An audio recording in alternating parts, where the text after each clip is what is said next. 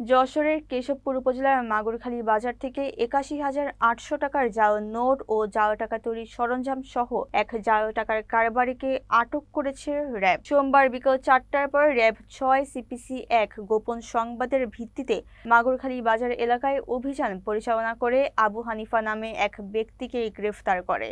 তিনি কেশবপুর উপজেলার কন্দর্পপুর গ্রামের সুরত আলীর ছেলে। র্যাবের থেকে জানানো হয়, দীর্ঘদিন যাবৎ আবু হানিফা নিজের দোকানে জাল টাকা ছাপিয়ে বাজারে সরবরাহ করে আসছিল।